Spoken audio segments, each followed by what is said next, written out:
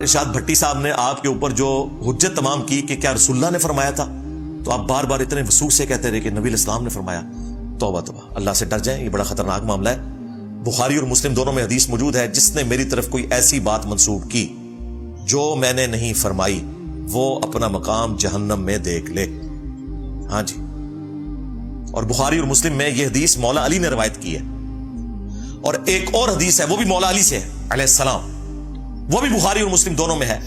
جب مولا علی اپنی فوج کو نہروان کے لیے خوارج کے خلاف قتال کے لیے لے کر جا رہے تھے تو ان کا مورائل بلند کرنے کے لیے انہوں نے خوارج کے خلاف قتال کرنے والے جو لوگ ہیں ان کے فضائل بیان کیے کہ نبی الاسلام نے یہ فضیلتیں بیان کی تھیں جو لوگ خوارج کو قتل کریں گے جنگ صفین سے واپسی پہ جنگ نہروان کی طرف جاتے ہوئے. اس میں الفاظ ہیں، مولا علی کہتے ہیں مجھے آسمان سے زمین پر گرنا تو گوارا ہے، یعنی میرا ایک ایک ریشہ الگ ہو جائے. کتنی تکلیف والی چیز ہے اگر کسی کو آسمان سے زمین پہ گرایا جائے. یہ تکلیف تو میں برداشت کر لوں گا، لیکن میں یہ برداشت نہیں کروں گا کہ میں رسول اللہ کے بارے میں کوئی ایسی بات کہوں جو میں نے خود ان سے نہ سنی ہو. یعنی حدیث غلط بیان کرنا یا نبی اسلام کی طرف جھوٹ بیان کرنا، اس کا جو عذاب ہے، اس کی تکلیف اس سے زیادہ ہے کوئی آسمان سے زمین پر گر پڑے. اور تارج میر صاحب نے پورے دھڑلے کے ساتھ جی نبی اسلام نے فرمایا. یہ صحیح مسلم سے بخاری میں نہیں ہے، نہیں، قرآن میں بھی نہیں ہے، یہ دیکھو نا، رسول نے بھی نہیں بتایا. رسول نے نہیں بتایا تو میں اپنے آپ لگوایا. رسول نے بتایا لائبہ ہے. ہاں، انہیں کی تو بتا رہا ہوں، اللہ کے نبی کی بتا رہا ہوں. اچھا، نبی اسلام نے تو کہیں بھی نہیں فرمایا تھا. ایک صحابی کی طرف منسوب تھا، وہ بھی منقطع روایت، جعلی روایت. چلیں ہم سمجھتے ہیں کہ اس ویڈیو کے بعد وہ توبہ کر لیں گے. ویسے آپ کیا سمجھتے ہیں، ان کو رجوع کرنا چاہیے کہ نہیں؟ ویڈیو آنی چاہیے نا. ہاں، جہاں وہ ہماری غلطیاں ہائی لائٹ کرنے کے اوپر ہمیں بدتمیز کہہ رہے ہیں، تو جو آپ کی آخرت کی فکر میں ہے آپ میرا شکریہ ادا نہ کریں، اللہ سے تو اعلانیہ معافی مانگیں، کیونکہ آپ نے اتنے سال لوگوں کو لائبہ کے پیچھے لگا کے رکھا ہے. تو لائبہ نے کون نہیں لبھی جے لوبا نکلی تو وہ بھی جیڑی نکلی وہ بھی کوئی نہیں نکلی. اچھا، ان ساری باتوں سے کوئی شخص یہ نہ سمجھے کہ ہم جاوید احمد غامدی صاحب یا ان کے متاثرین کے ساتھ کھڑے ہیں، نعوذ باللہ، کہ ہم حوروں کا انکار کریں. کیونکہ غامدی صاحب، ان کے ماننے والوں کا یہ نظریہ ہے کہ یہ دنیا کی عورتیں نا ڈینٹنگ پینٹنگ کے بعد آپ کے حوالے کر دی جائیں گی، کوئی حور لگ سے مخلوق نہیں ہے.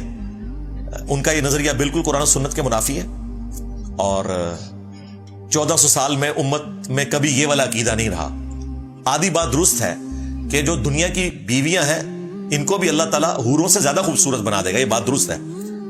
لیکن یہ کہنا کہ حور الگ سے کوئی اللہ تعالیٰ کی مخلوق نہیں ہے، صرف 2 کنزیکٹیو صورتیں اگر آپ پڑھ لیں خود سے، مجھے بھی چھوڑ دیں، غامدی صاحب کو بھی چھوڑ دیں، سورۃ الرحمن اور سورۃ الواقعہ، اس میں باقاعدہ حوروں کا بائی نیم ذکر ہے. اور سورہ الرحمن میں تو آیا کہ ان حوروں کو جنتیوں سے پہلے نہ کسی جن نے چھوا نہ کسی انسان نے. اس کے بعد اگر کوئی یہ رزلٹ نکالتا ہے کہ یہ دنیا کی عورتیں تھیں تو اپنے دماغ کا علاج کروائے، کیونکہ دنیا کی عورتوں کو تو چھوا ہے انسانوں نے بھی اور جنوں نے بھی. اللہ تعالیٰ حوروں کی یہ تعریف بیان کر رہا ہے کہ کسی انسان نے ان کو نہیں چھوا، ہاتھ تک نہیں لگایا، تو وہ الگ سے ایک مخلوق ہے.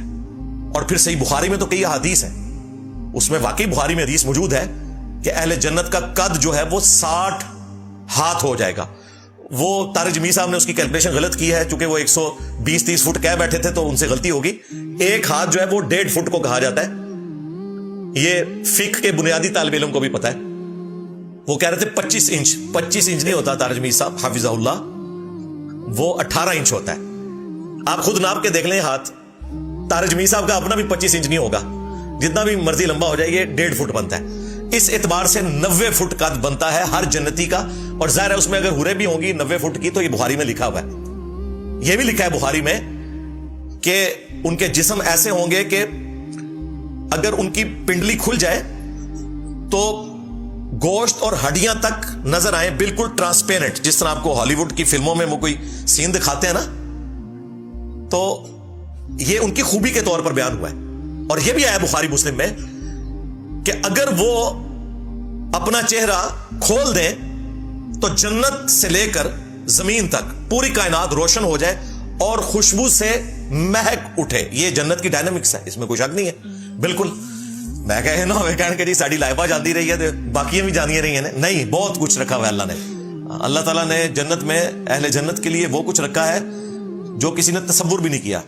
सूरह सजदा में आया कि कोई जान नहीं जानती कि उसकी आंखों की ठंडक, क्या क्या नेमतें अल्लाह ताला ने जन्नत में उसके लिए रखी हैं। ये आयत तिलावत करके नबी इस्लाम ने फरमाया, बुखारी मुस्लिम दोनों में हदीस है कि अल्लाह ताला फरमाता है मैंने अपने बंदों के लिए वो नेमतें तैयार कर रखी हैं जो ना किसी आंख ने देखी, ना किसी कान ने सुनी, ना किसी दिल पे उनका गुमान भी गुजरा। वो तो बहुत नेमतें हैं और सबसे बड़ी नेमत अल्लाह का दीदार है। इसका जिक्र होना चाहिए। अल्लाह के दीदार के बाद हर नेमत उसके मुकाबले पर कोई हैसियत रखती नहीं है। यह सबसे बड़ी नेमत है जो जन्नत में मिलने वाली है। अल्लाहुम्मा जअलना मिनहुम। और उसके बाद नबी इस्लाम का पड़ोस आप अलैहिस्सलाम की ज़ियारत होना। जन्नत में बहुत नेमतें अल्लाह ताला ने अपने बंदों के लिए तैयार कर रखी हैं। हूर तो उसमें से एक छोटी सी चीज है। बिल्कुल बुखारी में मौजूद है कि जन्नत की हूर का जो दुपट्टा है वो दुनिया और जो कुछ दुनिया के अंदर है इससे बढ़कर है, इसमें कोई शक नहीं है। लिहाजा मैंने इसको बैलेंस किया है। ये ना हो कि तारिक जमील साहब का रद्द करने के चक्कर में लोग जो है वो हूरों का इनकार करना शुरू कर दें। मैंने दोनों तरफ की पिक्चर आपके सामने रख दी और इसके बाद मैं तारिक जमील साहब के ऊपर तौबा पेश करूंगा कि वो अल्लाह के हुजूर तौबा करें जो उनसे मिस हैंडलिंग हुई।